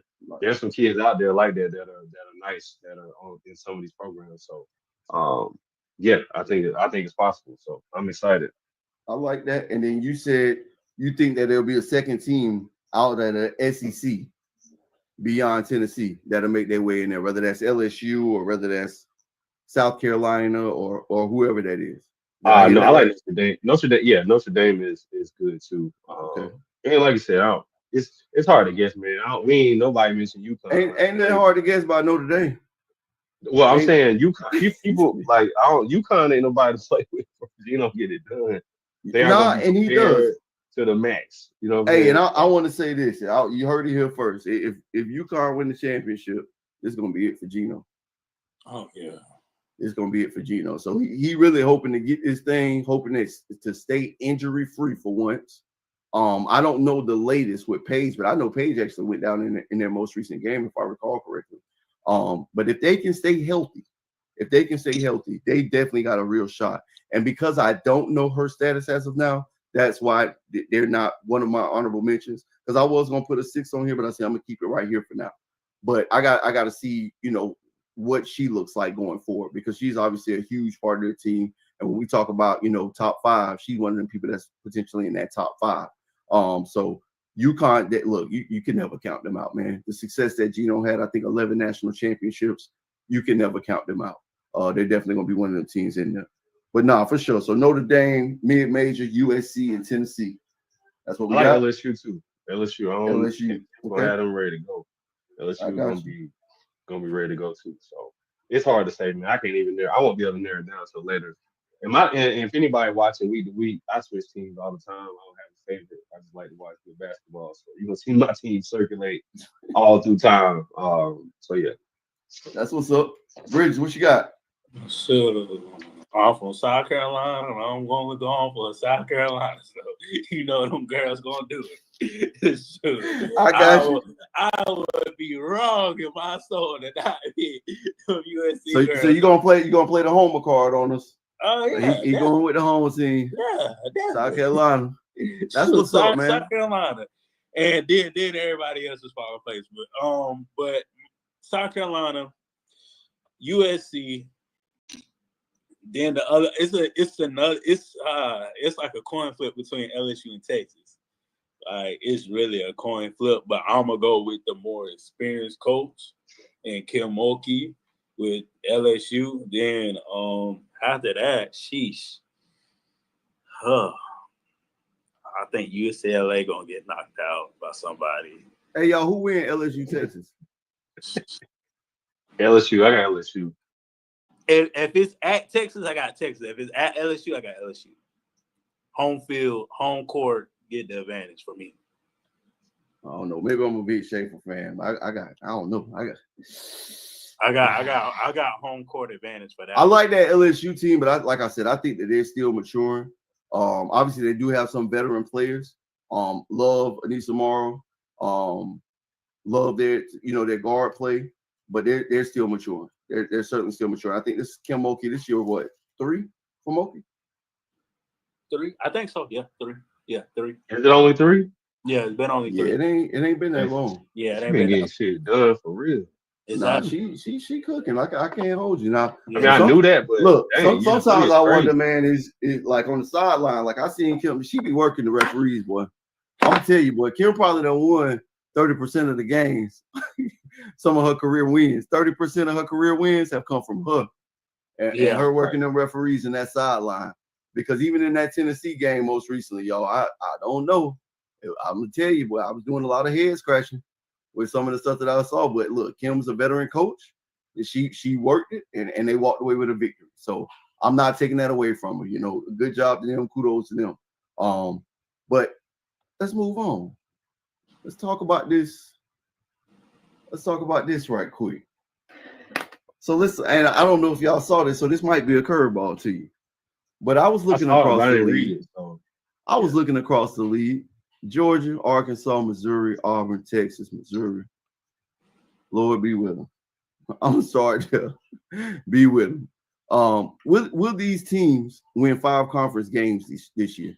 And mathematically, I'm gonna tell you, I didn't do the math to see if it's even possible for all of them to lose less than 5 games. But when I look at those teams and I look at what they did this year, I can't see it. I can't see it. But I want to ask y'all. I mean, with those teams, obviously Missouri and Auburn both lost to Norfolk State. That's competing in the MEAC, along with other teams as well. I'm sorry, that Texas should be Texas A&M, not Texas, obviously. Yeah, I figured that was a typo. Gotcha. In Arkansas, I don't know. I can't figure it out for the basketball mind is there at Arkansas for sure. It's probably just the lack of talent recruiting. But is that still does that still work in year 3? I think it is. I mean, I'm saying the basketball mind is there, like the brain behind the basketball, the X's and O's is there. But you gotta have the talent. If you don't got the talent to match the X's and O's, you're in trouble at that level. So I got you. And Georgia, man, I'm gonna tell you, I know they just won their most recent game, but to me, that was a flu game. That was a flu game. That team has some pieces, but they have really, really struggled. And I definitely don't see it. Look, at this point for those teams, I really feel like it's who can stay at the bottom spot. You know, who can make. I don't think every team goes to the tournament. They may have a play-in game. I'm not really sure, but it's really a struggle. And at the end of the day, it makes the conference look weaker. You know, especially when you got the teams out there on the West Coast competing in the Big Ten and even some in the ACC. You know, those conferences look a whole lot better when you look at, you know, what's in the bottom of this SEC, unfortunately. So when I thought of this question and I looked at those teams, I don't know if it's mathematically possible, but I just don't know that they're gonna win 5 conference games. Nah. I don't know where they're gonna come from. Looking at their schedule, bro, just looking at Georgia's schedule, the next game they probably going to win is Auburn. Yeah. And that's at the end of the season. Yeah. Like they got beat by Prairie View. They got a close one out during Hampton. Like Prairie View beat Arkansas? Huh? Prairie View beat Arkansas? Did Prairie View beat I think so. I know some HBCU, if I'm not mistaken, did beat Arkansas. I don't know if it was Prairie View or if it was Southern, but I think a HBCU did beat Arkansas. But for Georgia, for Arkansas, Missouri's way beyond what the point I'm finna make. For Auburn, for Texas A&M, y'all, I think they're in season 3, season 4. And so I don't know. I'm never, ever calling for a coach's job. Like I've served in this profession. All right, it's cutthroat. It's real cutthroat. Okay, but I want them to be better. I want the conference to be better. Like you said, Ron, most of us, we all live down here in the SEC country. Mm-hmm. And I really want that conference to be better. But those teams, they're just not. They're not playing at an elite level right now, and that's just the reality of it. Yeah, I think Texas A&M got a chance. I think they can get to 5. They 1-1 right now. 1-2. I'm sorry, they're 1-2. So I think they got a chance to get to 5 for sure, just because of the experience. Looking at their stuff. The next slate of games. Like they got Georgia in 2 games. They get real tough. They got Arkansas. So I think they got a chance. Yeah, they may. Yeah, they'll upset some of the middle of the pack teams too. Like you got like Vanderbilt in there. They just got one. Who they beat the other night? Hold on. They just beat Ole Miss. No. Yeah, they beat Ole Miss by 2. Yeah, and then Ole Miss went crazy on somebody right after that, like yesterday. Let me see. They went crazy on somebody. But defense don't win championships though. Well, you said Ole Miss went crazy on somebody? Yeah, yesterday. I can't remember who it was. But I got you. I mean, I know they defensive first for sure. Vanderbilt 87. And that's a good team. Now that ain't Vanderbilt of the past. I want to put that out there. Yeah. All right, Vanderbilt team. Yeah, that Vanderbilt team clicking. All these teams in Tennessee, they look different, in my opinion. But go ahead, Tobias. My bad. I forgot what I was talking about. Oh, we're talking about defense. Yeah, Ole Miss, they're definitely defensive first for sure. For sure. No doubt. Hey, we kind of had this conversation, but top 3 teams in the SWAC by tournament play. Obviously, I wanted to have this conversation, Ron, because you're on the call. My fellow HBCU brother, fellow Rattler. We still early in the game. Obviously, a lot of games to be played, but we've had the opportunity to see these teams against other mid-majors, as well as some Power 4 teams over the course of the past 3 months. And so I just kind of wanted to talk about it, man. What's our outlook for the SWAC by tournament play, man? Who do we think is going to prevail and be in the top of those standings by the end of the season? I think it goes without saying Alabama A&M. I kind of think that we talked about that, and we kind of know that they're going to be in there. They're going to be in the hunt. And it's really, I couldn't even tell you, this how much respect I got for Don. I couldn't tell you one player that's on that roster. I've watched their games. You know what I mean? I know a lot of what they've had in the past. I watch a lot of HBCU basketball. Y'all watch a lot of women's basketball, period. Probably more than most at all times. It's 4 different TVs or 4 different screens going of women's basketball. That's just the love for the game. But what Dawn has done in the past, she's shown again that she's always going to have her teams competing at a very high level. So I think it goes without saying they're going to be in there. Here's my dark night. I think Texas Southern is in there. When we talking top 3, top 4, when we talking about semifinals of the SWAC conference tournament, I think Texas Southern gonna find their way in there. I think that they do. You know, we say all the time, you know, these wins or these teams that get to championships and things, a lot of times this stuff goes in cycles. Okay. And I think Texas Southern's do. I think Vernetsky's did an incredible job. I mean, she was already showing it, even when they won only the 1 or 2 games or whatever that was that year. That's the year they had that freshman Gray that averaged almost 30 points, was one of the leading scorers in the NCAA. And so she's already shown her ability to recruit high-level players into that program. And now she has a group there that is clicking, and I think will certainly be top 3 in that conference by the end of the year. And my last one, I really think it's going to be a toss-up. It's going to be a toss-up between Jackson State and Southern, because you can never count Southern out. I think Southern, with their history with that head coach, getting to that championship, winning that championship game, knocking off Jackson State under head coach Tamika Reed a couple of years ago, I think that they have a real possibility of being in those semifinal games of the SWAC tournament. Playing again, there's only 2 games been played in conference. I realize that. However, over the course of the season, 12, 13 games have been played for a lot of these teams in the SWAC. And so, with that being said, Ryan, I'm rocking with Texas Southern going to be in there. Alabama A&M is going to be in there.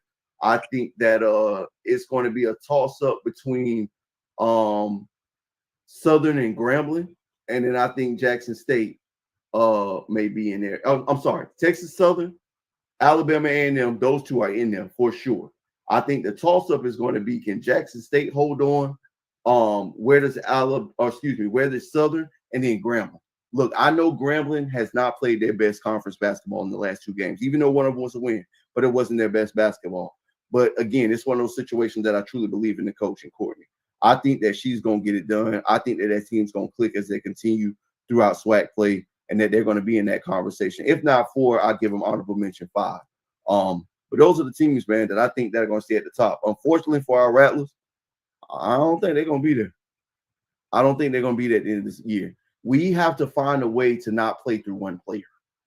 You know, for the last 2 years, you know, we graduated our SWAC player of the year, and we went out and got another player that's putting up 14 points for us consistently a game. But we don't, that's it. That's all. You know what I mean? And scouting, and Tobias can speak to this, when you scout teams that essentially got one really good play, it's so many different ways that you can defend that to ensure that you have success. Mm-hmm. And I don't think that we have enough firepower to be able to go out and compete, especially when you talk about top 4 in a 12. I think it's 12 teams in the SWAC, a 12-team league in basketball. I don't. I mean, what you think, Ron? I mean, sure. I mean, for my teams, then I'm gonna just piggyback off of you. Texas Southern, I really can't leave them out at all. Like they just my team right now for like SWAC contentions as far as going to the tournament and everything. I think they're gonna probably is them than everybody else right now. As far as my second team, it's like an A and B type of thing. Like, I know Alabama A&M didn't just like how Jackson State is right now. Like those like being for real, that's really my top 3, to be honest with you. Like, I can respect that. Yeah, because just thinking about like where they're coming from and you know who they're gonna play and all this other stuff, like I just think that those 3 teams are going to be dominant and leave the rest out the water. As far as FAMU, I feel like they can do something this year. I mean, just my opinion. I mean, I this is my opinion. I may be wrong. I may be wrong because I'm going with my heart. I ain't going with my head. No, I hope I'm wrong. I hope I'm wrong. I'm going. You hear me? I'm going with my heart. I got you. My heart, my head. When I look at everything, they got 3 people scoring in double figures. So you got 3 people kind of scoring in double figures, and everybody else play their part. I feel like they can somewhat, shake up the SWAC a little bit. At the end of the day, you have to do better in recruiting as far as being a LeBron school, as far as being a Nike school. Facts. You have to do better in recruiting. No ins, ifs, buts, or what's. Like, you just have to do better. And this is her. I feel like this is her year to get better players if she really is trying to win or be mediocre or just be mediocre this year and win out next year. That she has to win more than 5 games. She has to. And I'm not. Look, I don't want to knock the recruiting because again, I think that even the young lady, I think her name is Cheyenne McEvans, that came from Syracuse. I think that right now she's in a position to be the SWAC player of the year. So for 2 years consecutively, she could have recruited in, or not. I know she didn't recruit in the last player because she was under Coach Pillow's staff. But for 2 years consecutively, she could have the opportunity to have coached, if not also recruited, the SWAC player of the year. So obviously the recruiting is there. I just don't know that the depth is there. It seems like a situation that it's always, like you said, we have those 3 players that are up there, but then there's a major fall off. And until we can figure that thing out, I think that we're going to continue to be in the position that we are.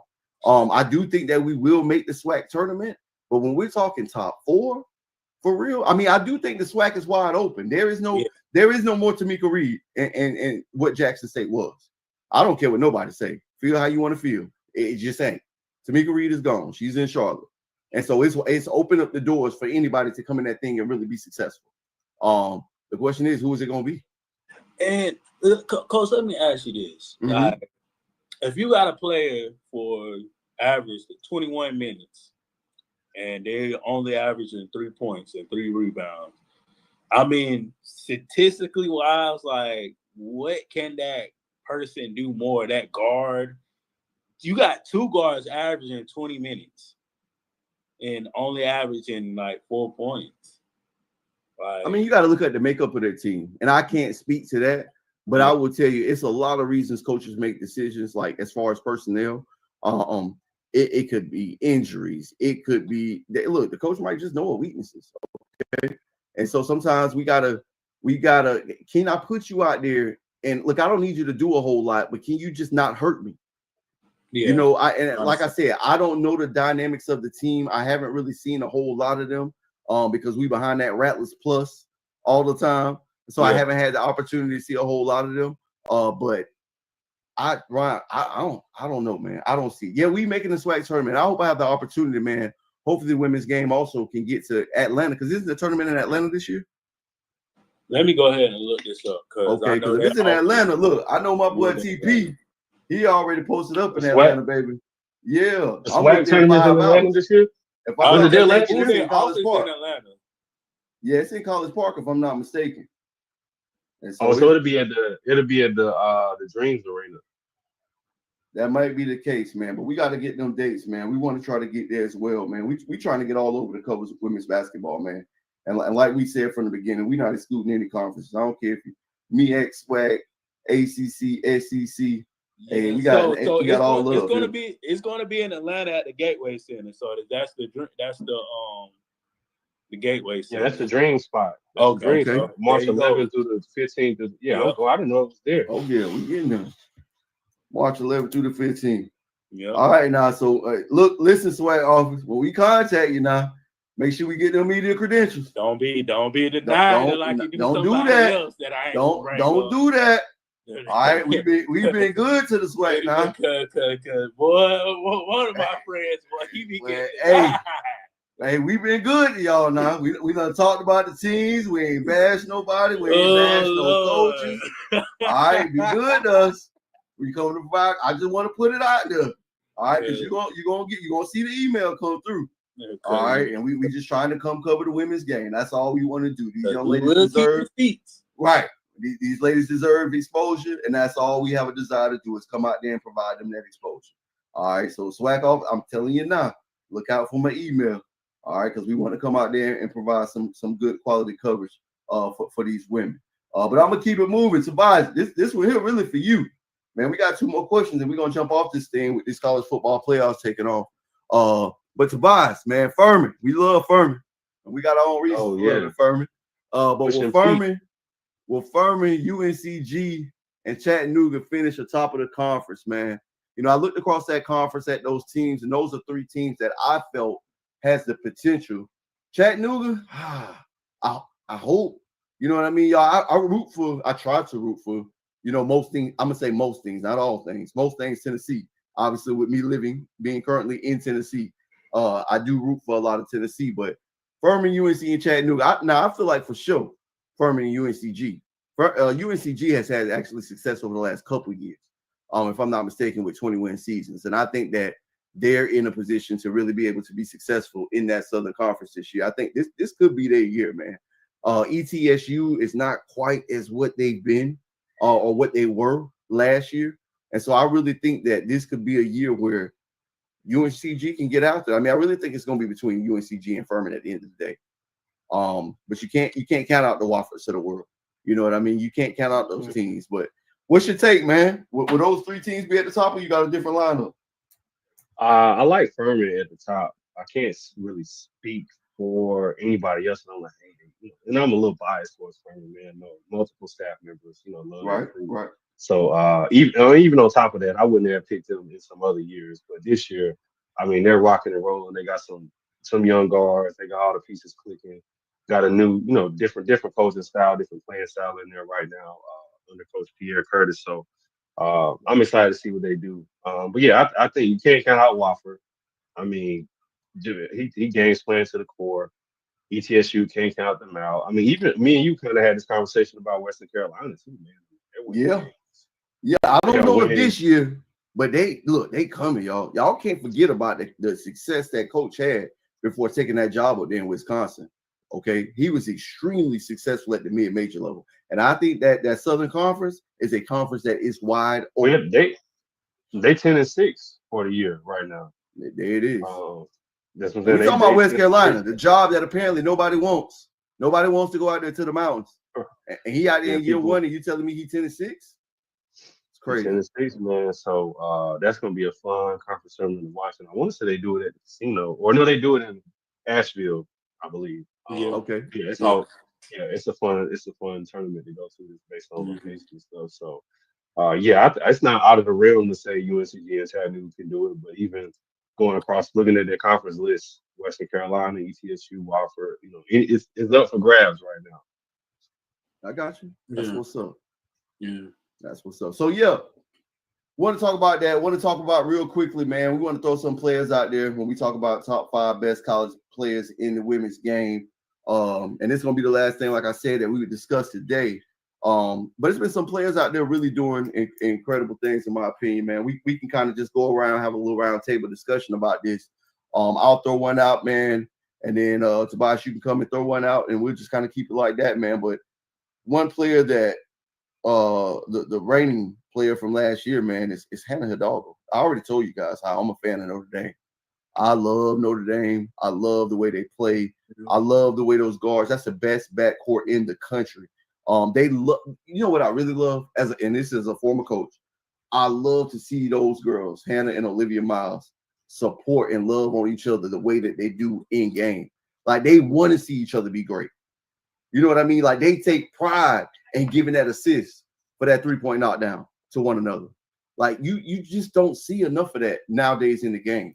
And I think that Hannah is definitely in the top 5, if not the one, as she was last year. So that's a player that I'm gonna put out there, man. Definitely top 5. Coach K, look at this: 6 steals, 3 steals, 2 steals, 5 steals, 6 steals. Argue with your mama. Boy, 5. That girl playing ball on defense and offense. Yes, sir. TP, what you got, bro? My favorite player is Juju, man. I think she's a pro 3-level scorer, guards it, athletic, big guard. Like that's my favorite player to watch. Love watching her, man. Okay. Nah, no disagreements there. If we talking top 5, she's in the top 5. Now where this top 5 as the season play out, we're gonna figure out where this thing go. But she's definitely a top 5 in NCAA women's basketball right now. Bridges, throw us a name. Man, sure. It's this the one and only. I'm with him. It's for me. It's Juju. It's like even like Gilbert Arenas said it himself. Like she's a young lady playing in her grown women body. Like she played boogie ball, basically. Like she know what to do, when to do it, and how to do it. And it's crazy that some of these girls got to stay 4 years. Like right. You like, even though it's good for NCAA women's basketball, but dang, it's like, yeah, she's gonna be a beast when she like mature and get up her age and yeah, she don't gonna be one of the ones. No, And, for and sure. speaking of that, I think that them rules will change with the WNBA if they haven't already. I think they got to say what they got to say 3 years. I I think think yeah, I think that'll change. That should change. Just to keep the league kind of going and flowing and moving in the forward motion. The one kind of odd name, not odd name, but to the average women's basketball fan, if you hadn't seen Audie Crooks play at Iowa State. Built a little bit different than your average kind of what you think of a Yo, basketball player, whatever. But I she gets stood it shoulder to shoulder done. with her last year at the NCAA tournament. Yeah, Let me tell you, she was touring me. She was touring me easily. Problem out there. Yeah, Easily. And I'm talking about strong, get up like and down strength. the floor too. Yes, absolutely. I mean, got a strong step that will face up now. She's added to her game. A killer, a flat out killer. But I think I might have misspoke earlier. When we were talking about Oklahoma, I think I said Lauren Betts when I was meaning Raven Beers, but Lauren Betts is definitely a top 5 player from UCLA. There is not a question about it. She's a top 5 player. She's gonna be a top 5 draft pick. We talk about this sometimes, Boss, with the 6'7", 6'8" post players in the league. You know, you don't get those every day. And with her ability, she's skilled. She ain't just 6'8". She is a skilled 6'8". I think she's definitely in there. I mean, if not up for National Player of the Year, I think that all 3 names we just said might be top 3 for National Player of the Year at the end of the season. Yeah. They're just that good. They're just that good. And I don't know if she's top 5, but because I brought her name up, Reagan Beers from Oklahoma, y'all, she's another one, man. This might be a year where a lot of, different skill set type post players are coming out. And it's going to be exciting to see as they transition to the W. But yeah, Tobias, who you got? Or any take on those 2 players that I just said? I haven't seen, remember who was the second player? I said Reagan Beers and Lauren Betts from UCLA. Yeah, I saw Lauren Betts kind of play in high school a little bit. I haven't seen much of her at UCLA, so it's hard for me to say, man. But like I said, being 6'8", 6'7", 6'8", like that's just a problem. That's like being Wemby size in the NBA and stuff. So that's like being 7'4", 7'5". So that provides rim protection. If you're scoring, if you do anything extra outside of that, that's even better. And it's really all about who means the most to their team. Like we'd be remiss not to talk about Paige. Like, right, she gets it done in the playoff. I mean, not the playoffs, but the NCAA tournament. It was hurt a couple years, whatever. Worked her way back to greatness and still out there doing it. So she means a lot to her team, and when she's going, the team is very, very hard to stop. So and she's usually always going. Nah, she was definitely gonna be my next one if it got back around to me. Yes. Paige is different, man. Yeah, Paige is different. Yeah, Betts is a walking double. So that. Yeah.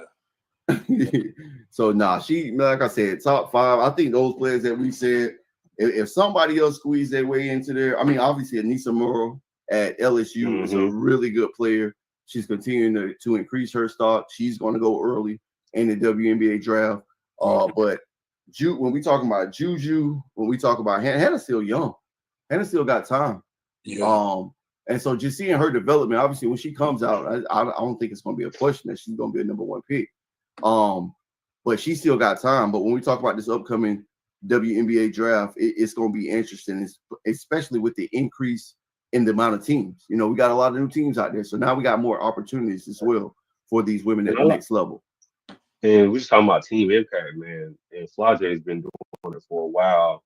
Yes, she has. Obviously, it was overshadowed by some mega superstars coming out of LSU. She's one of her own, but I mean, she means a lot to their team. She brings energy. She scores points. She does a lot of different things and obviously, I'm sure she provides leadership as well that we don't see off the court. So she's great too. So is Michaela Williams. So yeah, there's a lot of great players out there, man. And it's kind of cool to see them all kind of playing together too. Because I know I talked about what a Malaysia Love, what she wins the quote unquote free agency and stuff, man. Like, right. To me, if you going back to our previous conversation, like I think Malaysia is one of the top players too. She just is kind of set in a particular role right now. But when she starts getting loose and getting busy, I'll take credit with the game on the line with any of these names we just gave. You know what I'm saying? As far as getting the bucket. So yeah. Hey man, and shout out. She's not top 5 necessarily, but man, shout out to my girl Kaylin Gilbert. She was the one that knocked down the shot to knock off. She had that fillet. Man, I used to coach against this kid every weekend. Back when I was coaching AAU ball, and she was in. Man, I had to coach against her every weekend from probably about 3rd to 7th grade. Down in Florida. Me and her dad actually became really good friends, and our teams was in the championship of every single AAU tournament. And so it was always us against Kaylin Gilbert in that squad that they had. But shout out to her, man. Proud of her. Was able to knock down that shot to get that victory for LSU. Yeah, I saw it, man. I saw it. She went out with the right and then like soft touch. Yeah, man. I was smiling cheek to cheek. When she went into the portal, look, I ain't gonna lie. When she went into the portal, man, I was happy. You know, and I think she landed in a really good place for her. And at the end of the day, man, that's what I want for all these women, man. Hey, go somewhere for you. That's a great fit for you because you only get this experience one time. You know what I mean? You're only going to be a college student athlete at one little phase in your life. This ain't something that's going to go on forever. So, shout out to her, man. For now, chill out. Chill out. We're going to get into that in our next show. Eligibility is open for grabs right now. Oh, man. You talking about 10-year college players, man. With NJCAA and sitting out for 2 years. And then I heard a rule recently, man, where a football player came into the game because he's red-shirted, but like his bowl game didn't count against him. So he was able to go out there and compete in the bowl game, even though he hadn't competed all year. So I don't know where we going with this college stuff, man. College athletics. Hey, maybe we want to go back to school. You know what? Hey, right. Why not? Unlimited eligibility. It seems like that's what we getting to. You know what I mean? But and Tobias, we had the conversation, man. Look, I'm an athletic administrator. I don't care what anybody say. I know this game has moved to money and all that other stuff. But as I always say, there is no college athletics without the institution. That's just the reality of it. And if nothing else goes away, I don't think progress towards degree will ever go away because you have to show some type of academic progress towards, obviously, degree.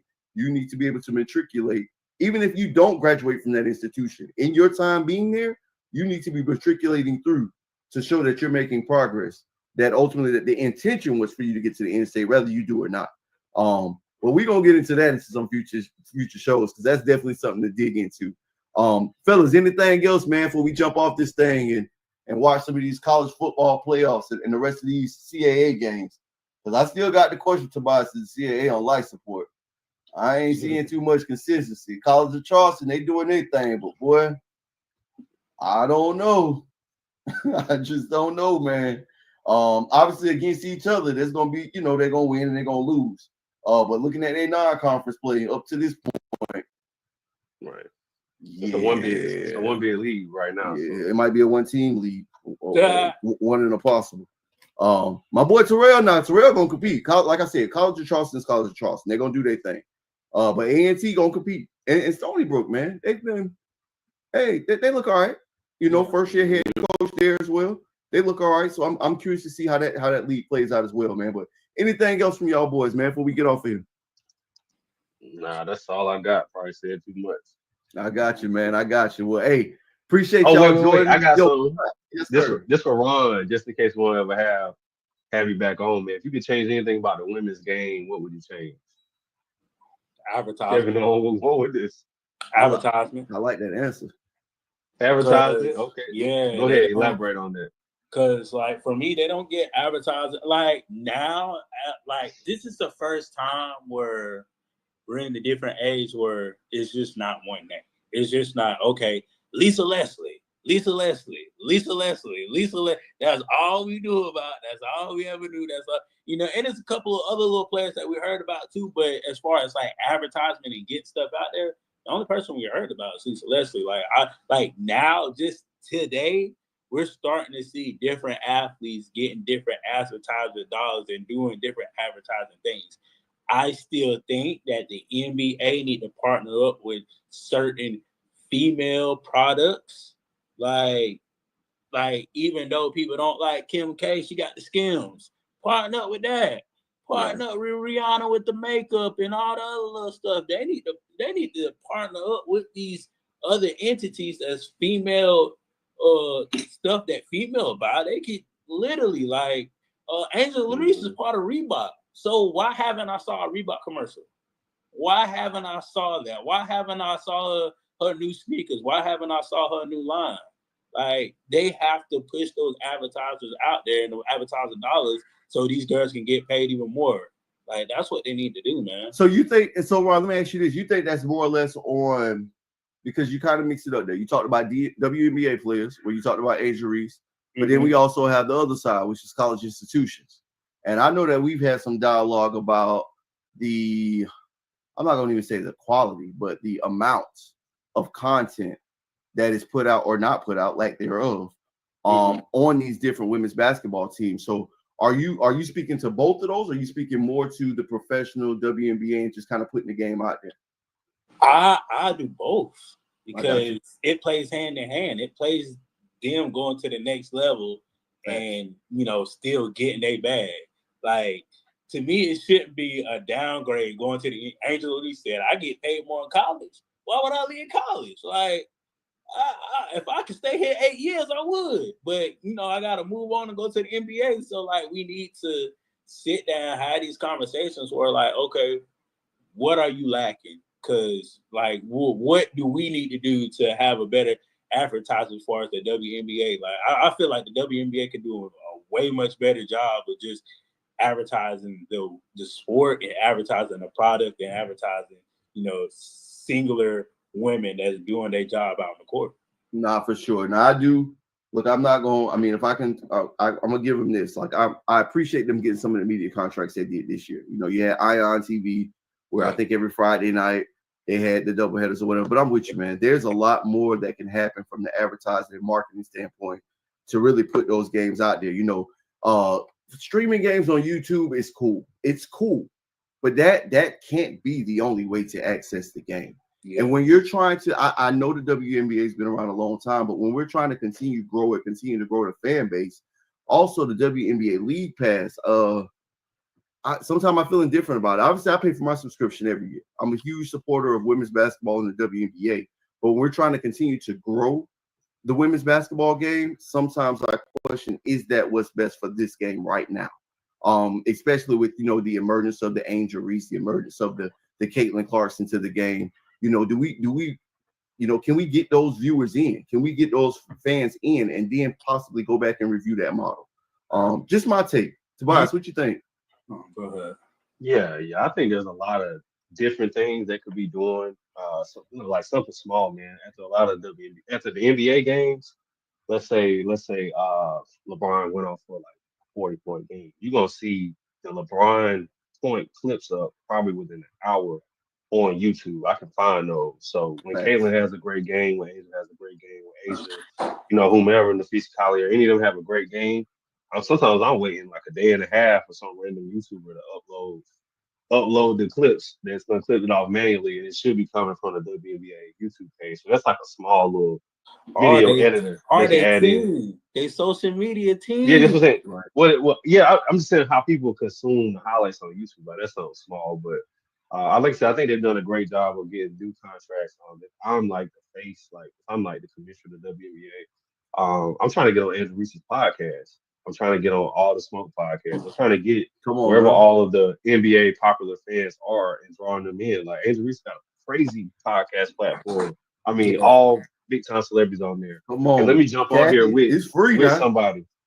Yeah. Let me make a call to, like you said, Rihanna, Beyonce. Like, hey, here go a certain percentage of a game or league in the playoffs. We want to give you somebody, like, let you buy into a team or something. You know what I'm saying? We want to get as many, keep the buzz running while it's hot. I think women's basketball is hotter than it's ever been with the addition of Caitlin and Angel last year, and it's going to keep growing. There's some even more talented players coming, some more bigger personalities coming. So hopefully they continue to invest in the marketing and up it each year as we go. All right, W, this is a free game. Now I bought you by the women's game. All right, so right. I got some other ideas too. You want to call me? It's gonna be a little feed, but I got some other ideas too, some very radical ones. I'm sure we'll talk about one day. Nah, no doubt, man. Hey, gentlemen, thank y'all so much, man, for joining me today. Look forward to chopping it up with y'all, man, on another show. Like I said, man, anytime. Y'all welcome anytime, man, to get on here, just talk women's hoops, talk about the future of it, talk about the current trends in the game.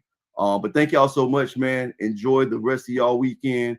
I haven't decided for sure yet, man. I might actually do a watch party for that Norfolk State Coppin State game tomorrow live, right here from the channel.